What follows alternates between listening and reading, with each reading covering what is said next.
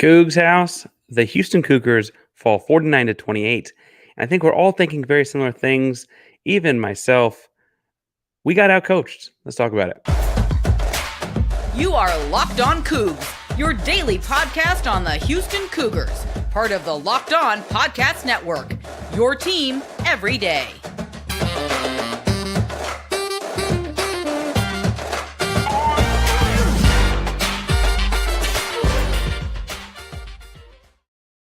Welcome to Locked On Cougs, the daily podcast all about your Houston Cougars. I am your host, Houston-born teacher and coach Parker Ainsworth, here to break down all things Cougs, as hard as that is to do sometimes. Remember to subscribe, like, and rate this podcast if you're on audio platform after the fact. Leave comments to help the podcast out. We're doing a giveaway every 250 subscribers at 1750. The next one, we're just over 1,600.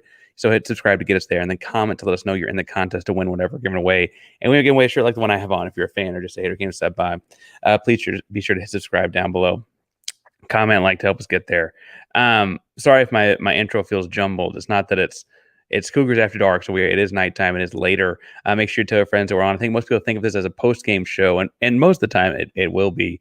I also have a 3.5-month-old that I'm watching on the monitor some, and so sometimes it takes till he's asleep and it's after dark. Thank you all for tuning in at night, though. What I will say is a couple things. One, we're going to organize this somewhat like a regular show, but I also want to talk some about the comments that are rolling in, because I think they're all in the same vein. Now, the way this typically goes is that we talk about what happened, some theme of the game in this game, that's the second half, and then talk a little bit about the Big 12 as a whole, because I do think it's important to keep in mind to look at the whole conference. After Saturday, we get so hyper-focused on what the Cougars are doing that it's easy to forget about the whole landscape of things, as bleak as that landscape may see sometimes. So I want to talk about this game, and I know that they were losing at halftime. I know that there were really roughly, I'd argue, 17 points on special team errors alone going into halftime that had Houston losing. I still felt relatively good going into halftime, and I feel like most people here did as well. The offense was buzzing in the first half. I mean, it was clicking on all cylinders. They only had to punt one time, and it admittedly did get blocked for a touchdown. Gosh, I guess if you don't laugh, you cry. I feel like in watching that game, the offense, the first half is what we've been asking for. A lot of Parker Jenkins in the run game. That speed and burst is important. Tony Mathis had more of the inside run kind of handoffs. Donovan Smith got himself involved in running some of the more like big body type carries, throwing strikes, throwing quick balls, screen game, quick stuff over the middle. All kinds of things were moving. Lots of RPO action. Not even a whole lot of the necessarily like pre-snap read kind of action. A lot of mid-snap read kind of action. And, I could bore you to death of thinking about the X's and O's of what was going well in the first half. I don't think that's what he wants to talk about. But it did feel like that identity we talked about after the Sam Houston State game, like what can you take away from this? It felt like we learned from that. And then halftime happened. Now, I should also talk about the other two-thirds of the game before halftime, and that is defense and special teams. Defense was atrocious before halftime. Gave up a couple touchdowns to a backup quarterback. I don't recall them punting in the first half. And the only reason I guess that they didn't have to punt was because they only had a couple possessions. And they only had a couple possessions in the first half because their special team scored twice. Houston scored in the first possession. Texas Tech ran back the ensuing kickoff. Houston scored. Texas Tech scored. Houston was forced to punt. Trying to get my drives out of order here, but eventually Houston's forced to punt, and then Texas Tech blocks that and runs in for a touchdown. I look at all that though, and they go to halftime down 7. If you had better special teams play, you could at least take those 2 touchdowns off. Although theoretically, they might have just scored on longer drives because they were running the football very effectively. But anyway, that would have felt really good. The second half then happened. And the second half, Houston just looked like a different football team. Here's my take, and we'll talk more about the second half adjustments that were and were not made in a second. It looked like they went into halftime, offense went into their room, defense went into their room, and special teams went into their room. And honestly, it looked like offense was like, we got this thing. Like, we're doing fine, we're rolling. It didn't feel like coming out there was any fixes, adjustments, things to progress on being talked about at halftime. And I guess I actually don't hate that approach. There's confidence. What I do hate is that then you come in the third quarter and there are clearly things that need to get fixed because Tech made their halftime adjustments, right? And if you can't confidently make those mid-quarter adjustments in the third quarter based on what Tech did at halftime, then you've got to do something at halftime to change things up and be ready because they're going to adjust as well. And that we'll get into the schematics of what had adjustments appeared to happen in a moment. That I do think hurt the Houston Cougars in the second half. That they didn't come out with anything different. Texas Tech changed what they did, and Houston did not on offense. I will say on the inverse, like for what it's worth, I thought Houston's defense at least slowed Texas Tech down. Like we saw Texas Tech punt a couple times, a couple 3-and-outs. And while it's like somewhat demoralizing to think like Parker, they gave up 2 more touchdowns in the second half because they did, right? And one of them was like kind of like the backbreaker in the fourth quarter. They absolutely gave more touchdowns. I don't mean to say they didn't, but it felt like if they'd scored 28 points in the football game on 2 halves like the second half, it's a whole different feeling across the game, right? Because they were grinding it out on a handful of drives. They still had 3-and-outs, etc. Now I want to get some comments in the first half. We're not hiring the Michigan State coach. I'm not doing that. I appreciate the option. Someone asked if I'm a sadist. Put on my armor. Well, I think that, like I said, I think they got out coached. We'll talk about it in a second.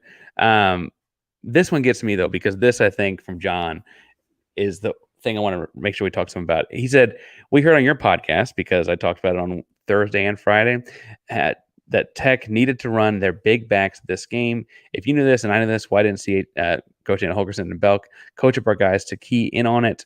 Prep wasn't adequate for meaning the defense. Now, I think there's a handful of things he hits the nail on the head there, right? I talked about last week in my keys to victory, which are right here, that putting pressure on the experienced quarterback Morton was a big deal. And admittedly, that was my bigger key to victory. He had 10 yards passing in the second half, right? It's not like he had a tremendous football game individually, but they really did run the football. We talked to Gaucho's folks on Friday. They talked about how important it was to be running the football.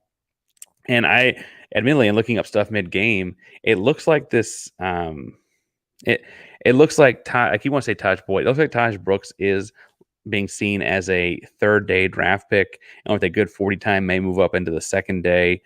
He's a short, stout kind of guy. If he has good speed, I think that looks like he may be a second-day kind of draft pick on stuff. So I say to say like he is a good running back. It's not like we're the only team who's going to get 100 yards on this year. It felt different though, in that it was like a demoralizing snowball effect over the course of the game. And that's somewhat upsetting.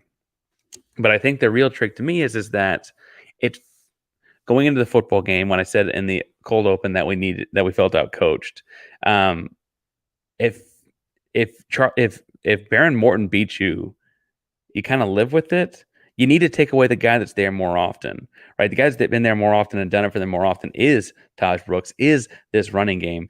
And it feels like you need to kind of sell out to beat that, because you have to assume that the backup kid that has very little experience playing quarterback, he played some last year, but you have to assume, I would imagine, that that's the way that they're not going to, that'd be the struggle for them to beat you with. And instead, Houston seemed kind of content on letting them run and slow down the game and trying to take away Baron Morton. And I just thought that was somewhat backwards.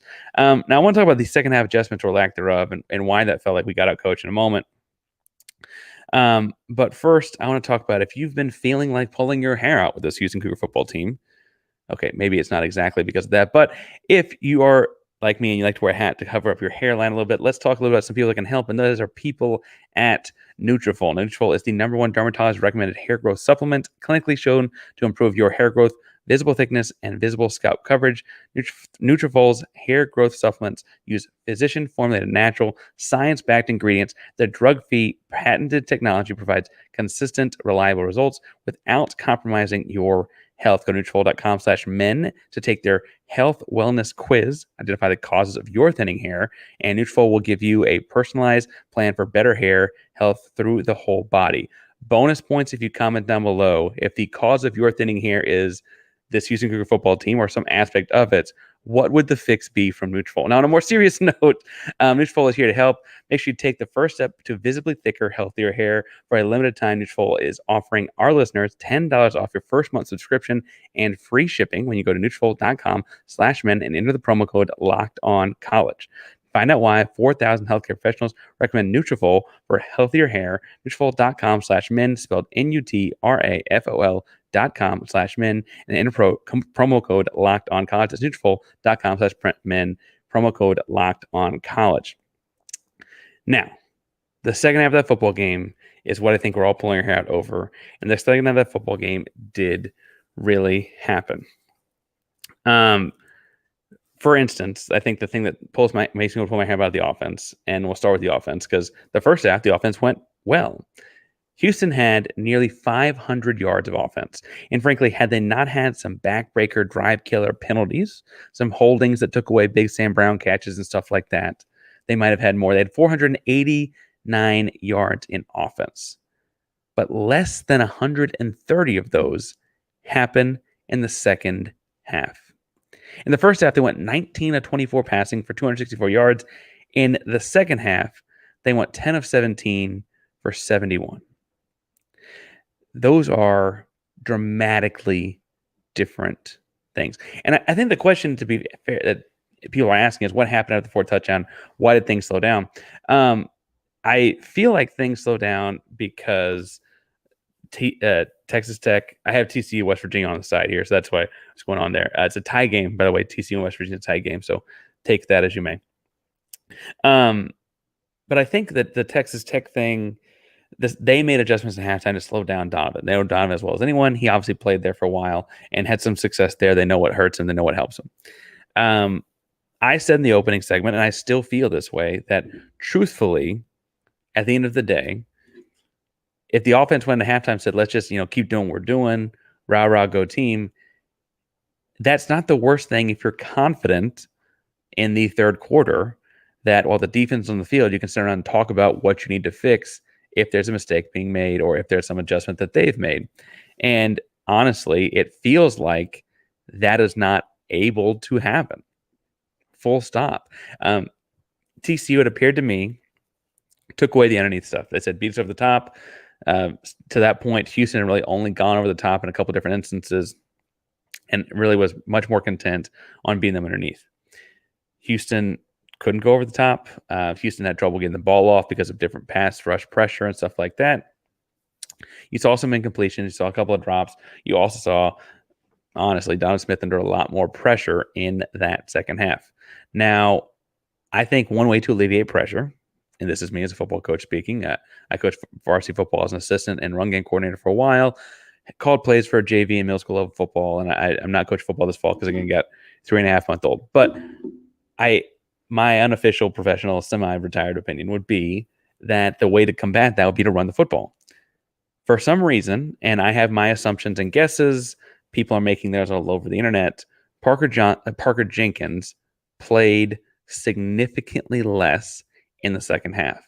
Seemed to be doing well in the first half. He had 13 carries for 71 yards on the game. That's pretty good considering, all things considered. And he seemed to have this vanishing act after taking a big hit. This is me guessing. This is not reporting. This is not hearing. This is no other thing. I wonder if there was like an extensive checkout of him after that big hit.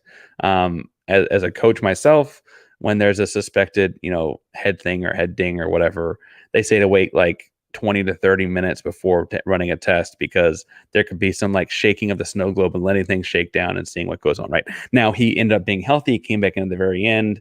He was in some return game and stuff. So I don't think there was anything wrong with him. That's why I'm thinking that's something it could be. That's totally me making guesses. I want to stress that. Totally me making guesses. Based on how long he was out for, I don't know what else there could be. I don't know what the thought would be. He seemed very able to handle the load, frankly. He played a lot of the game a week ago, right? And I understand there's a very different opponent, but at the end of the day, if it's a very different opponent, I guess I have to ask, like, why would you spend him all in the first half? If you're only going to play him for 13 carries, Why wouldn't you sprinkle those, spread those out more, et cetera? Because clearly those are very valuable carries for the Houston Cougars. That's my monitor, if you can hear that going off in the back, because my 3.5-month-old, he's doing okay. He's just rolling around in his sleep. All right. Questions about the offense. 50 taken out after his 2 penalties. I don't know. I'm starting to wonder. So I don't know if you guys know this. There's a very highly ranked recruit that's a backup center on the football team named Pancake. First of all, offensive line named Pancake. That's awesome, right? But Pancake was could have played anywhere in America out of high school, and he's a redshirt freshman. And I get that the starting center, Jack Freeman, is a good center, a leader, and offers a lot of, frankly, intangible things for this Houston Cougars football team. I'm not necessarily saying to take him out. I wonder if one of them can play guard, because Houston seems to continue to have problems with holding penalties, problems with holding up in pass rush at guard spot broadly. I don't want to put any one kid. I think different games it's been different guards, but guards have been a problem. And athletically, centers and guards seem to be very similar. I wonder if there's some way that the two of them could play, because I think they're both people that people in the know think very highly of. Not my job, not my problem. Okay, it is a little bit my problem, but not my job, right? Not my job. I think the last thing I want to say about the offense, I want to look at this quote from Dana as we transition from offense to defense. In the post game, Dana said that it was not good in the first half, not good in the second half. This is Big 12 football, where we competed and first half was good, competitive. We do things better offensively and special teams, and heavily we can sustain that lead. Hopefully at some point we'll be able to figure that out. But, it's the second time we've got wore out in the second half, Big 12 football. So essentially, while I also have a typo in there, essentially it's word vomit. There's some word vomit surrounding this idea that it's Big 12 football and you get worn out. I don't think the offense, however, maybe in pass rush, maybe that's why they're holding penalties, maybe I'm wrong. I don't think the offense looked worn out. I thought the defense, as the run game continued over time, the reason you run that kind of a run game, they kind of did look worn out. Just call a spade here. They look like the runs were going for 8 and 12 yards in the second half, where in the first half they're going for 6 and 5 yards, right? That's getting worn out. West Virginia takes the lead over TCU. That's what we got in a couple weeks. What I think is interesting is that I think that makes sense schematically. I think that makes sense at the surface level, et cetera. But with 2 special teams touchdowns, Texas Tech didn't have that many offensive plays, folks. They had 22 passes, and they had 37 runs. That's a total of 59 plays, not counting, if there's a penalty that waved it all off or whatever. They only had 1 penalty on the books. That means 1 penalty accepted, I should say. That means they ran 60 plays of offense. I get that they're big, and Texas Tech's offensive line is really big. Texas Tech is a 6'9", 270-pound tight end. These guys are big. I'm not trying to dispute that. It was 60 plays.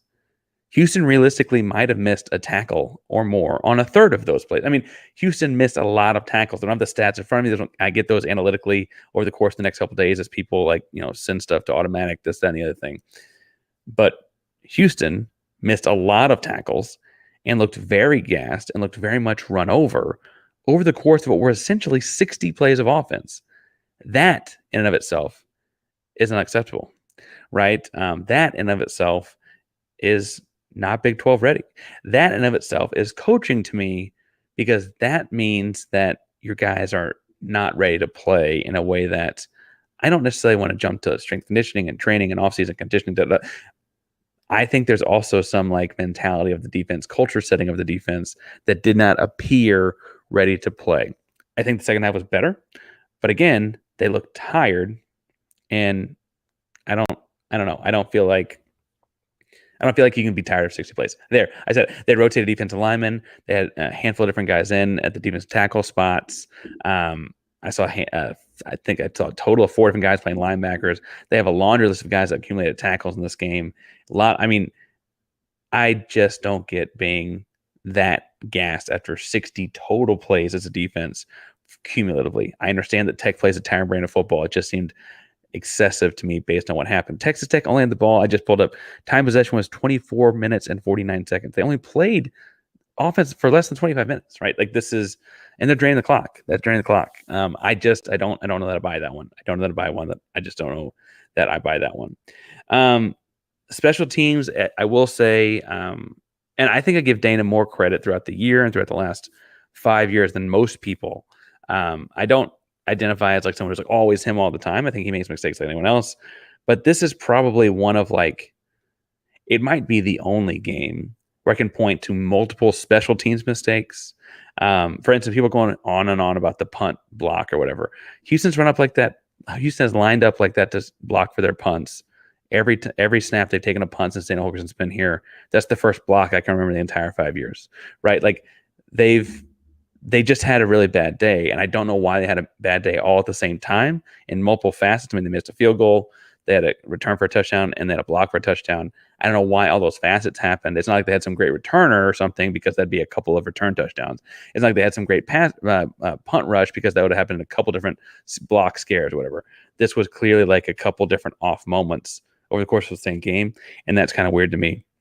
But that also comes back to coaching to me, because it's happening all at the same time. It's like, why is that screw loose, or why is that thing not quite conjoined? Why is that thing not quite as it should be? We'll continue to talk about this. Hope here. So pause. I like that your name is Hope, because that's what I want to have. But then this comment is very much what we actually have.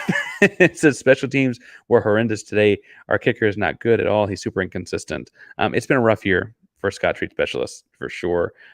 Missed field goals happen. I don't mean to say they don't happen, but the accumulation of all that at the end of the game, and really in the first half today, was rough. Now, if you're trying to put parts together and trying to have things that work well after you put parts together, or if you're trying to put together, honestly, a ride to get somewhere way more enjoyable than where we're at right now, you need to go check out eBay Motors for that ride, because passion, drive, and patience are what brings home the winning trophy, and it's also what keeps your ride or die alive. eBay Motors has everything you need to maintain your vehicle and level it up to peak performance, from superchargers to roof racks to exhaust kits, LED headlights, and more. Whether you're into speed, power, or style, eBay Motors got you covered with over 122 million parts for your number one ride or die. You'll always find exactly what you're looking for, and with eBay Motors Guaranteed Fit, your part is guaranteed to fit.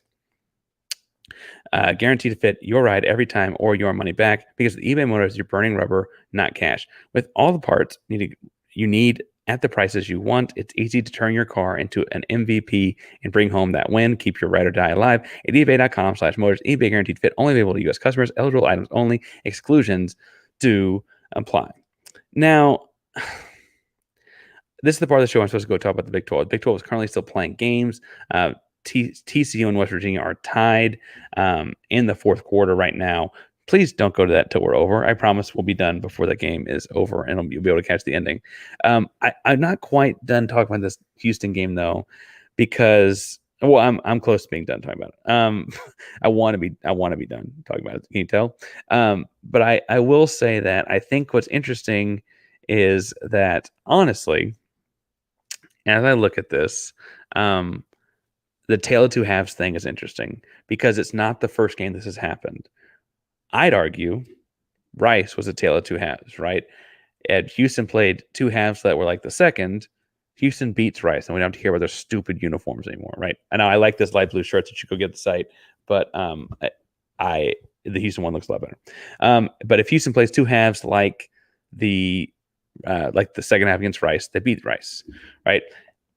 If Houston plays two halves like the first half against TCU, we might not have won, but I think we'd feel a lot better about it. Feel a lot better about where you're on the conference.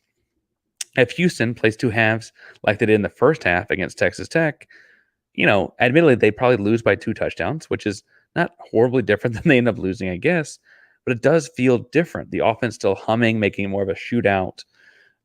That wouldn't have felt if they'd lost 70-56. Would it feel bad? Yes. Would it feel this kind of bad? I don't think so, right? I think that's the deal. Is it's not that like the Houston's record could very well be a very different feeling, 3-2 versus 2-3, had they just put whole games together. And that's weird to say, because I feel like we hear a lot of the phrase complementary football, or a lot of the idea of putting a whole. I feel like we hear about this a lot, and it kind of comes down to, again, my opening statement. we got out coached. At some point, and this is when I'm coaching too. I coach a lot lower level, obviously, than Dana, and I don't even mean to say that I know anything more about him than anybody else. I'm sitting here talking about all that, right? But as a coach, it's not really about what you or I or anyone else with a whistle knows. It's about what you can get the kid to do. So if you can sit here and say it's about two halves, if you can sit here and say we got to run complementary football, if you can sit here and say we've got to do these things, that's fine. That's awesome. Good that you know that. It's about what you do. What do you get your kids to do? And what does Dana get his college kids to do? Right? I can draw up a lot of different schemes, and I've transitioned to being more of a varsity basketball assistant basketball coach anyway. But I do that, and it's not about how many different inbound plays I can draw up from my varsity basketball team. I tell you, I can draw up a lot. I enjoy Googling, YouTubing. This is like, if you haven't figured out X is no thing I like enjoy doing in my free time. I like that stuff a lot. But if I can't teach it, get the kids to do it, get the kids to buy into it, it doesn't really matter, right? And it feels like this continual push for 4 quarters of football, Big 12 ready, got to be mentally tougher, got to play complementary football. Look, I like a lot of things Dana does. I think he's got flaws. I said that a couple times today. I don't mean to sound like his apologist. But at some point, it's not really about what he knows. It's about what his kids do. Where are we at? Because we've seen the kids do some good things. I think they're very capable of doing some good things. What does he do? Now, as far as kids around the conference, it looks like West Virginia's got stopped at the goal line that would have taken the lead by TCU, which is a scary thought because we play West Virginia in about 10 days or whatever that is. It's not quite. It's a little less than 2 weeks. Oklahoma ran through Iowa State. That's a fun one. I was talking to someone saying Texas is messing around with Kansas. Look at that one. At the time, it was 20-14. That game finished 40-14. And frankly, it looks like, if you haven't told, I got people in Austin. If it looks like people in Austin are saying that one, it wasn't even that close. The Friday night game, and it was Friday night because the Church of Latter-day Saints that BYU is associated with had some weekend-long thing. They played on Friday night. That game was an exciting one if you stayed up for it late Friday night. BYU won at home 35-27. BYU played one of the new teams, but all of the new teams lost. Cincinnati lost. Houston lost. And UCF lost. Did y'all check that one out? Now, it was roughly the same time as the Houston game. It had been flipping back and forth.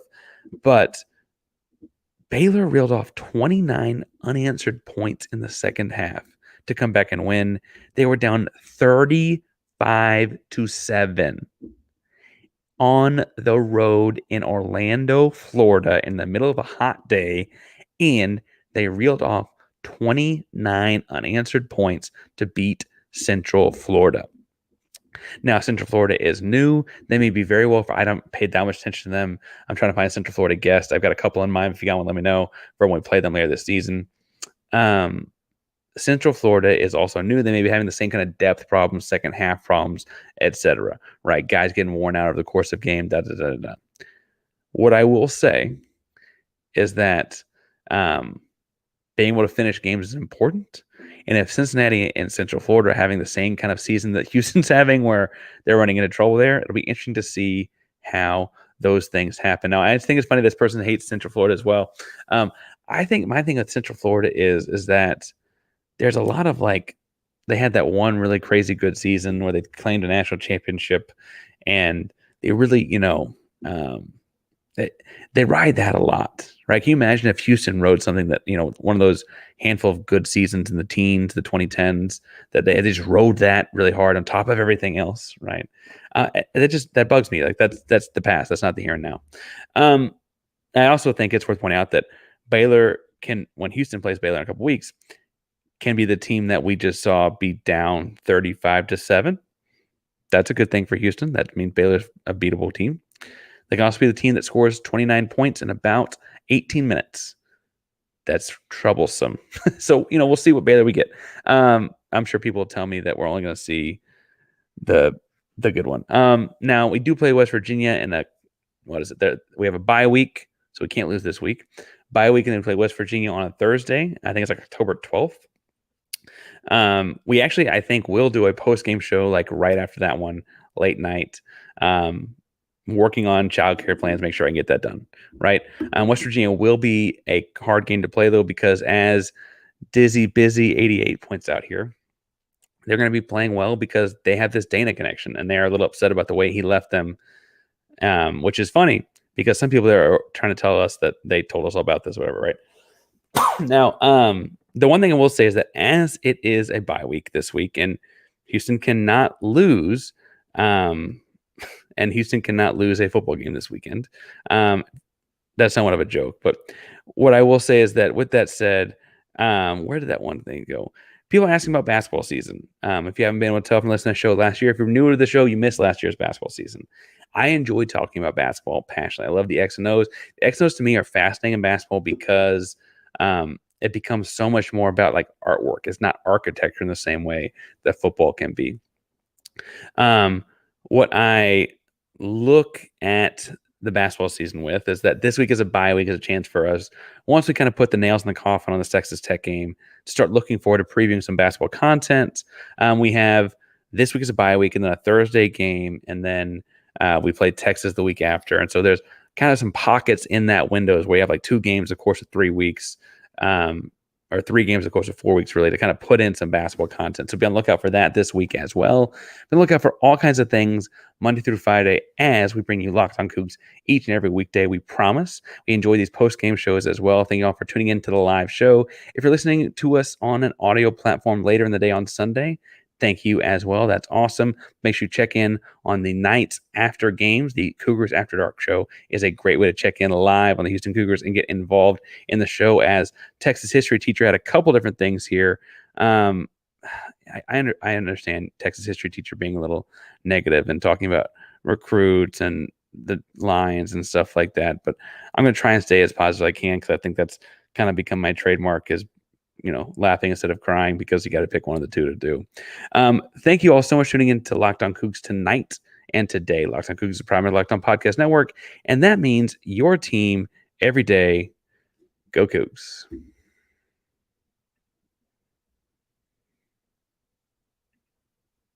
Wait, the Astros clinched a wild card? Is that real?